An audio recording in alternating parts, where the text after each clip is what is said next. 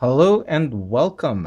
It's been a while since I've actually had any content on this channel, and it definitely the Born of the Gods pre-release is probably a good sign to restart everything.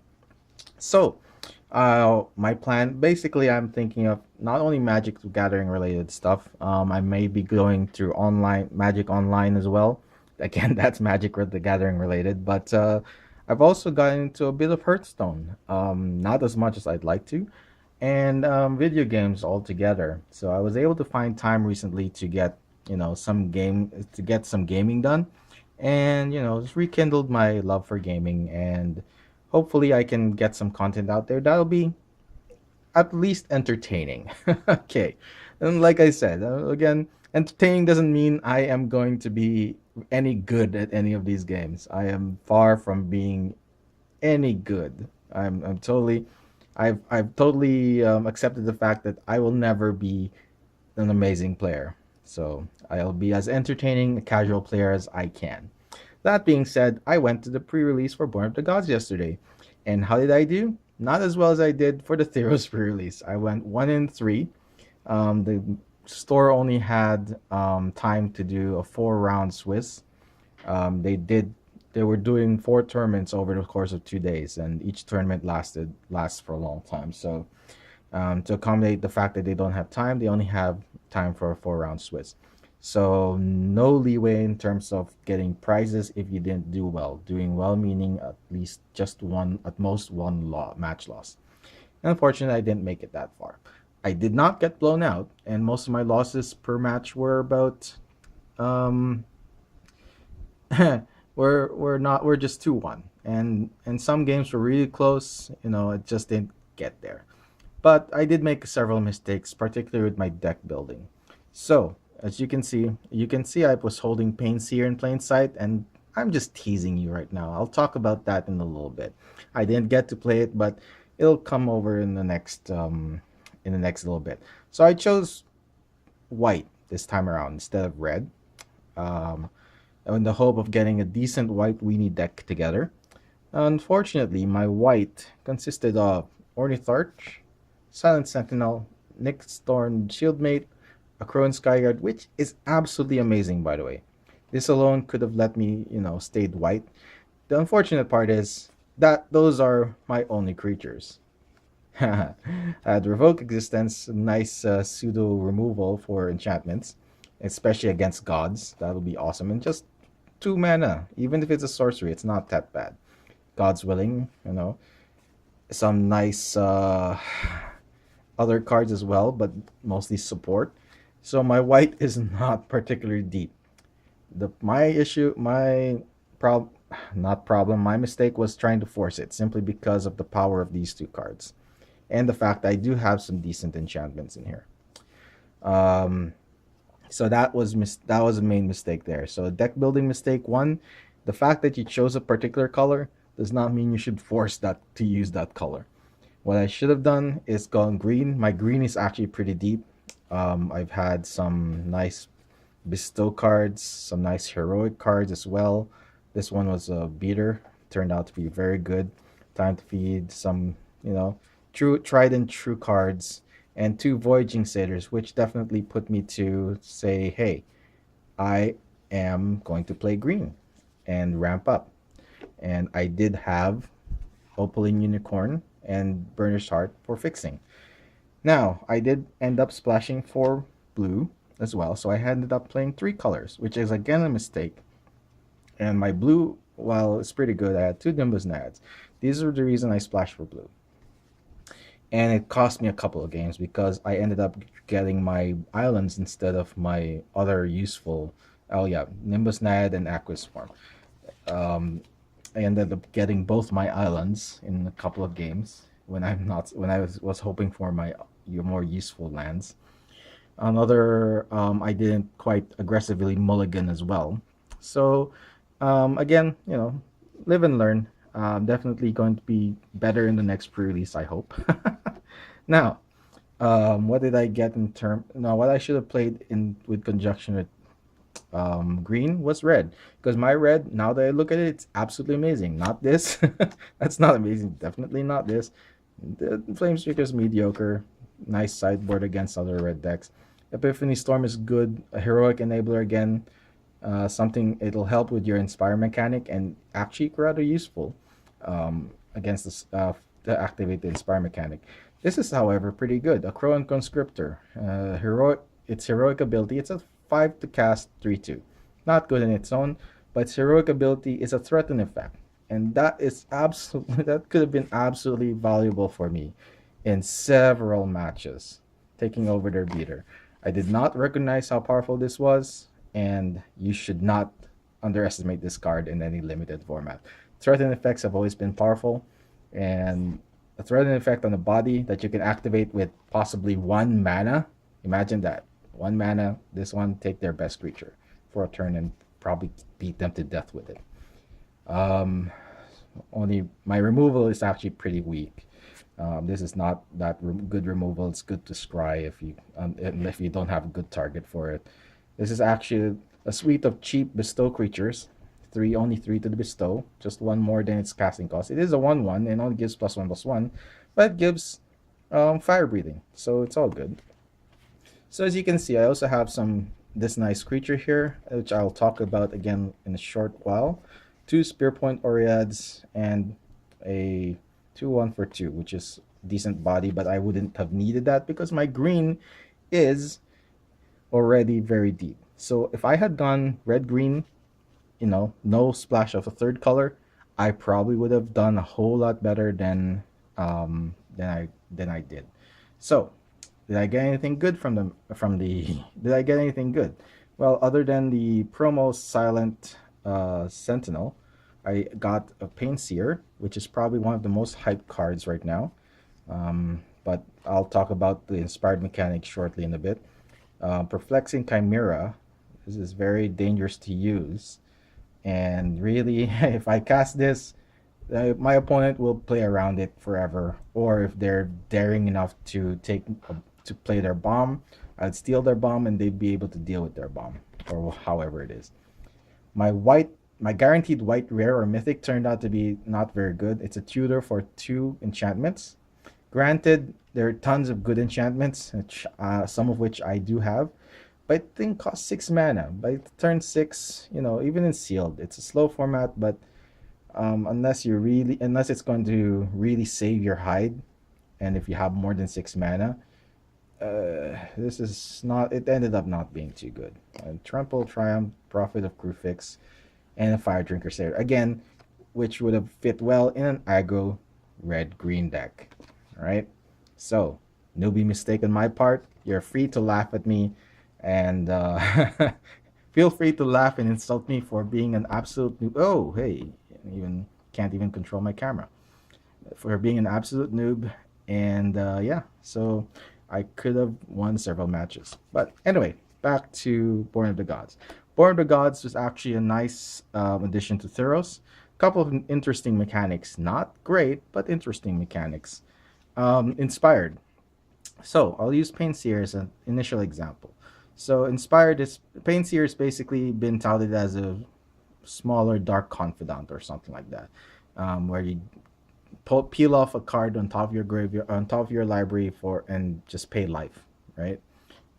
Card draw is very important for black, but it always usually costs you life. Now, one of the reasons I didn't run this is because most of my good cards were actually high casting cost creatures, and or have high casting costs, and this would probably kill me more than save me. However, that being said, he only comes with a 2/2 body, and it only activates when you untap him. Now, barring the use of certain spells, like, for example, I should have just kept this on top. Yeah. For example, barring the use of the spells like this, where you give him an ability to tap, right? Or the Springleaf Drum, which I didn't get a copy of. Attacking with him is very fragile. So what made Dark Confident good the real Dark Confident good was that he didn't have to do anything and he did his ability. Here you got a bear, right? If you're able to attack with him, all great, and you have got no risk of getting killed. Or if he doesn't have any risk of getting killed, it's great. But again, his ability only comes into play once you untap him, right?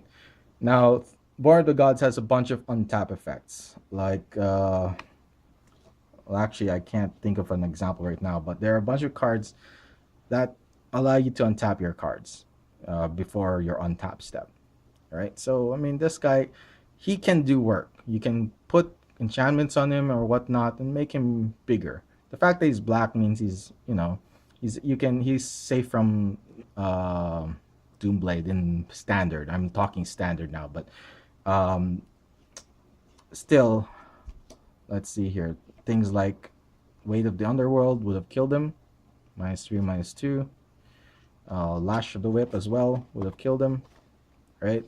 And of course, the Sip of Hemlock would have killed him. Now, eh, again, I can't. He's not again in my deck. He wouldn't have fit anyway because of my big casting cost stuff, um, and the potential of if I didn't curve right, I would have taken a bunch of damage. So he wouldn't have worked well anyway. And even if I did plop him down, and if my opponent already has a blocker, I'd risk losing the Pain Seer.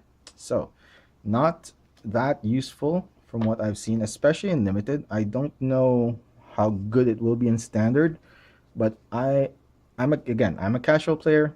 I'm not very um it's just not, I just don't see it right now. It's not a very valuable card to me right now. So I may actually hopefully I can trade it off for some cards I actually want.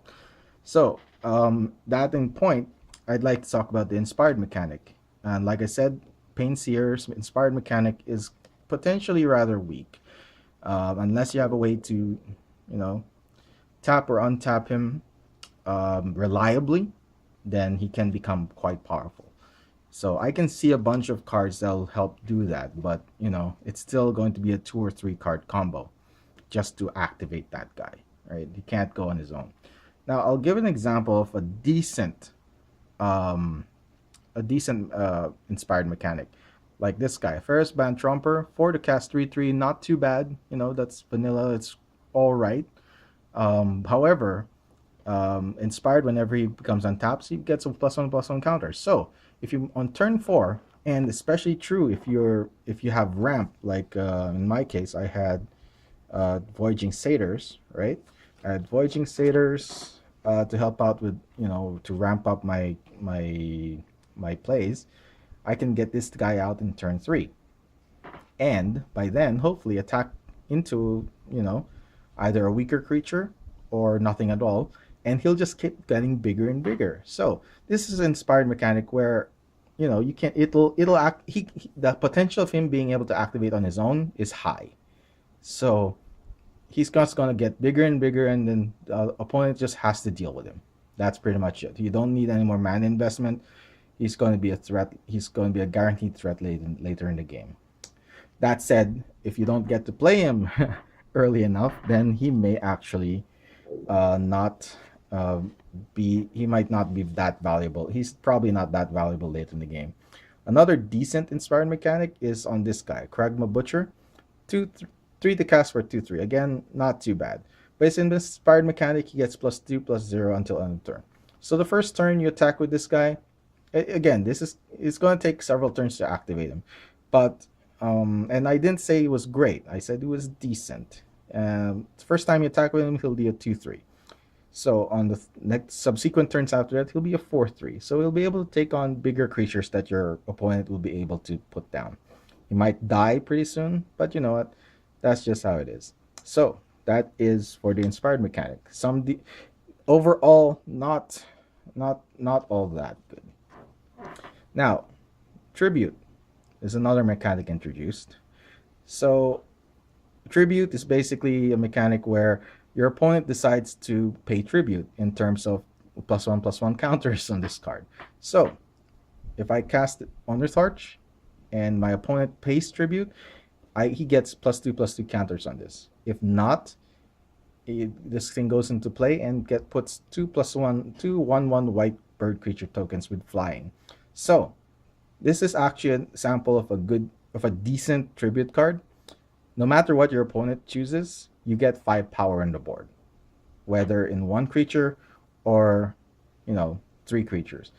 That said, again, your opponent has that choice. He makes the choice. So if he has a spell like Sip of Hemlock, I've got a Sip of Hemlock in my hand, and oh, my opponent is casting Ornitharch. I can't deal with 3 creatures at this point, but I can deal with this one. So I'll let him have Ornitharch, and I'll pay the tribute with a 5/5 flyer, and I'll just sip him. I'll just sip him out. And with this kind of casting cost, he may not be able to respond. Of course, if you play around, removal and have a God's Willing, you may be able to. But either way, it's still the opponent having control of your spell. That's basically it. Tribute overall is not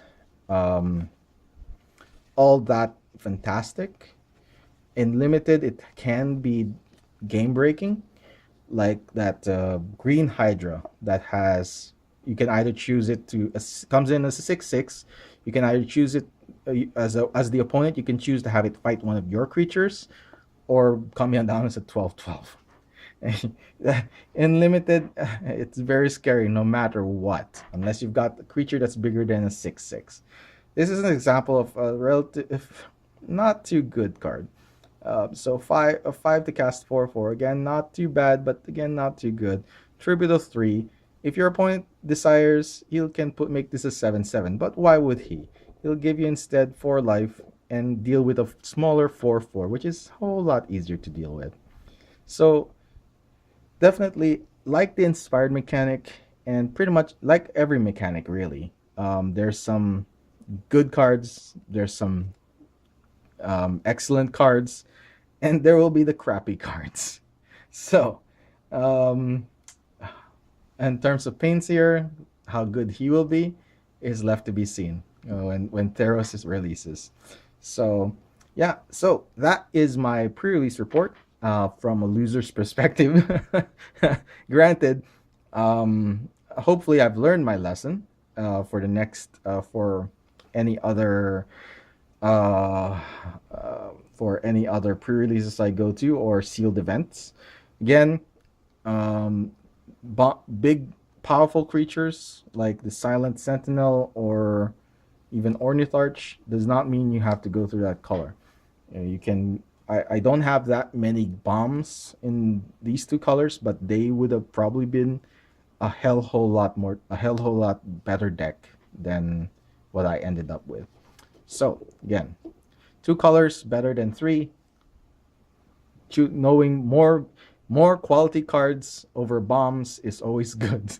If your card pool can't support your bombs or powerful creatures, don't bother using them. So that's it for my pre-release report. I did manage to buy one of the intro packs. They were allowed to sell the intro packs for just the pre-release dates only. They won't be allowed to sell it for during the week, but only when when Born of the Gods releases. So I will have a box opening or a intro pack opening coming soon. And next week I will have the rest of the intro packs and hopefully the rest of these as well. So that's it for now. Thanks for watching. I'll talk to y'all later.